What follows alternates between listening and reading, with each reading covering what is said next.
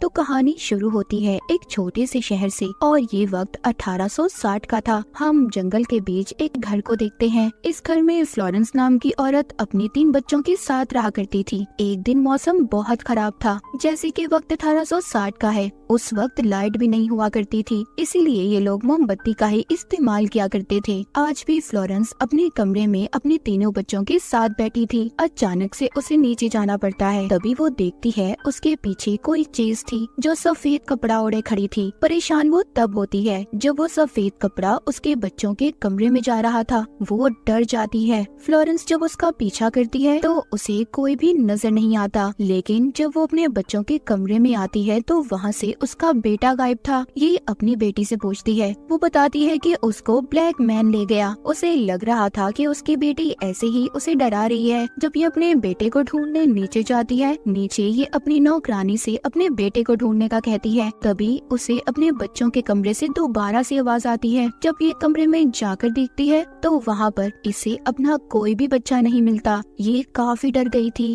और पागलों की तरह अपने बच्चों को यहाँ वहाँ ढूंढने लगती है। उसकी नौकरानी उसके पास आती है और बताती है कि उसे उसके बच्चे कहीं पर भी नहीं मिले। तभी फ्लोरेंस को अपने पीछे सफेद कपड़ा नजर आता है। जो भी उस कपड़े के पीछे था वो काफी डरावनी हंसी हंस रहा था। फ्लोरेंस को ऐसा लग रहा था कि ये उसका बेटा होगा जो उसके साथ मजाक कर रहा है, लेकिन जब ये कपड़ा हटाती है तो उधर कोई भी नहीं था। कहानी यहाँ से 3 महीने आगे जाती है। हम एक लेडी को देखते हैं जो पैरानॉर्मल इन्वेस्टिगेटर थी। भूत प्रेत आत्माओं के बारे में काफी अच्छे से जानती थी और उनसे बात भी कर सकती थी। वो एक आदमी की मदद कर रही थी। उस आदमी का बेटा भी गायब हो गया था। तभी वहाँ पर फ्लोरेंस आती है। वो उस लेडी से मदद मांगती है, पर वो मदद करने से उसे मना कर देती है। फ्लोरेंस ये सुनकर काफी दुखी हो गई थी क्योंकि उसके बच्चे अभी तक नहीं मिले थे।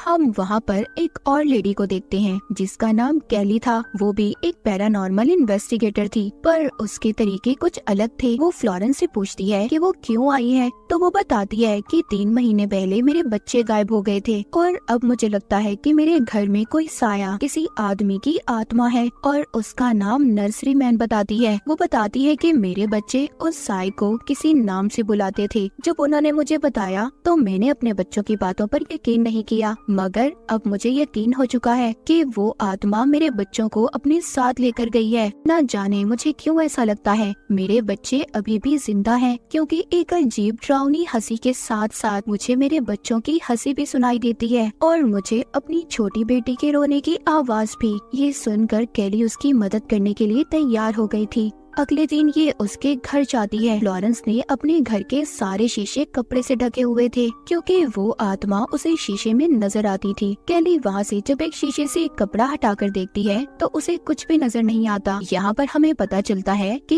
ये घर फ्लोरेंस के हस्बैंड का खानदानी घर था और कुछ सालों पहले इसके हस्बैंड की भी मौत हो गई थी। कैली उससे पूछती है कि तुम्हें अपने बच्चों की आवाज कहाँ पर सबसे ज्यादा सुनाई देती है। वो उसको बच्चों के कमरे के बारे में बताती है। कैली यहाँ पर अपने डॉसिंग रॉड निकालती है। ये वो रॉड थे जिनकी मदद से आत्माओं से बात कर सकते थे। कैली जब बच्चों के कमरे में आती है तो उसे महसूस होता है जैसे उसे किसी ने थप्पड़ मारा हो। कैली फ्लोरेंस के बच्चों से कहती है, क्या तुम लोग इधर हो? अगर हो तो तुम मुझे अपने होने का एहसास दिलाओ। तभी वहाँ पर ABC वाले ब्लॉक्स आकर नीचे गिरते हैं। वो लफ्ज बना रहे थे, हियर, यानी कि हम यहाँ पर हैं। तभी उसके हाथ में जो रॉड थे वो गर्म हो जाते हैं, जिससे उसके हाथ जल गए थे। इसके बाद हम कैली के घर को देखते हैं। वहाँ पर उसका बेटा भी था। वो अपने बेटे को फ्लोरेंस के बारे में बताती है कि उसे मेरी मदद की जरूरत है और अपने बेटे से कुछ किताबें भी लाने का कहती है। उसका बेटा कैली को फ्लोरेंस का खत देता है जिसमें फ्लोरेंस ने लिखा था अब वो अपने घर में नहीं रहना चाहती और उस घर में रहकर इसे अपने बच्चों की याद भी आती है और जो कुछ भी उसके घर में कैली के साथ हुआ वो उसे भी यही कह रही थी कि इस केस से दूर रहो। लेकिन कैली ने इस बात को ठान लिया था कि वो इस केस को हल जरूर करेगी।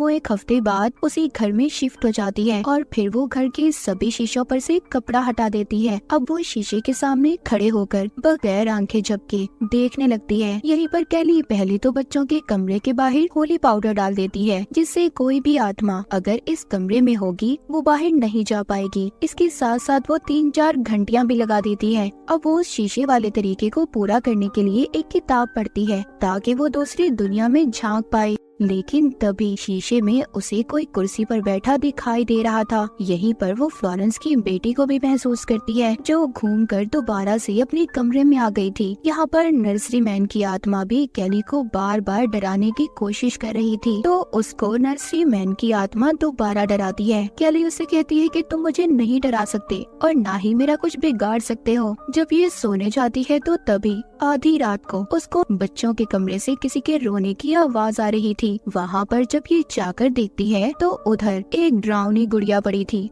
अगले दिन कैली जब शीशे के सामने अपनी गर्दन को देखती है, उस पर अजीब से निशान थे और वहाँ पर ब्लॉक्स भी पड़े थे जिनसे लिखा था आई कैन, मैं कर सकता हूँ। जिसके बाद कैली बच्चों के कमरे के बाहर अब कुछ कॉइन्स, सिक्कों को भी रख देती है ताकि वो आत्मा उसे कोई नुकसान न पहुँचा पाए। उसको नर्सरी मैन की बनाई हुई एक ड्राइंग भी मिलती है जिसके पीछे ए लिखा हुआ था। एक दिन कैली का बेटा उसे खत भेजता है क्योंकि उसे एक बुरी औरत के बारे में पता चला था जो काफी वक्त पहले इसी घर में रहा करती थी, जो अब फ्लोरेंस का था। इसीलिए अपने बेटे के बताने पर कैली उस बुरी औरत से मिलने चाहती है। वो बुरी औरत उसे बताती है कि मैंने उस घर में किसी की आत्मा को महसूस किया है और कई बार शीशे में भी देखा है। इस बात को 70 साल हो गए हैं, पर आज भी मुझे उस आत्मा से डर लगता है। वो औरत बताती है इसी आत्मा ने मेरे भाई को भी गायब कर दिया था और मेरा भाई आज तक नहीं मिल पाया, जिसके बाद हमने उस घर को छोड़ दिया, नहीं तो वो मुझे भी मार देता। बातों बातों में कैली के हाथ से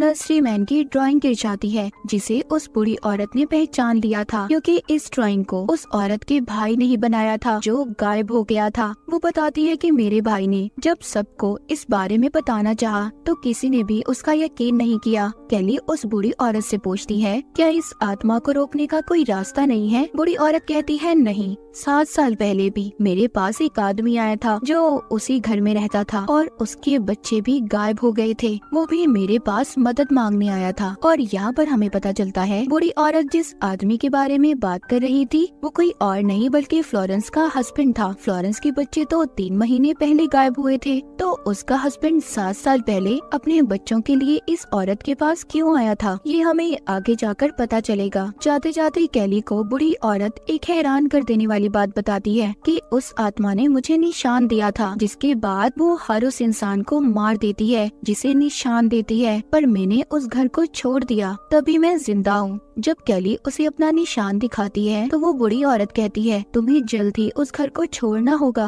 तुम्हारी जान को खतरा है। पर कैली उस बुरी औरत की नहीं सुनती और चली जाती है। वो अब फ्लोरेंस के पास आ गई थी, उसे सब बता देती है जो बुरी औरत ने उसे बताया था। फ्लोरेंस सब बातें सुनकर अपने आप को बुरा भला कह रही थी क्योंकि उसने अपने बच्चों की बात पर यकीन नहीं किया था, हालांकि उसके बच्चों ने उसे बताया भी था। कैली जब उससे उसके हस्बैंड की मौत की वजह पूछती है तो वो बताती है कि उस आत्मा ने मेरे हस्बैंड को एक निशान दिया था जिसके बाद वो मर गया और मुझे भी बिल्कुल वैसा ही निशान दिया है, इसीलिए मैंने उस घर को छोड़ दिया। ये सुनकर कैली वापस से अपने घर आ गई थी क्योंकि उसने अपने बेटे से कुछ किताबें मंगवाई थी जो किसी और ने नहीं बल्कि फ्लोरेंस के हस्बैंड ने लिखी थी क्योंकि वो यूनिवर्सिटी में पढ़ाया करता था। कैली का बेटा डार्कवुड हाउस की बहुत सारी किताबें लेकर आता है। सारी रात कैली और उसका बेटा उन किताबों को पढ़ते हैं मगर उन्हें कुछ भी नहीं मिलता। तभी कैली के बेटे को महसूस होता है कि जैसे उसके कंधे पर किसी ने हाथ रखा हो। उसे बहुत डर लगता है और इसी डर की वजह से वो वहाँ से चला जाता है।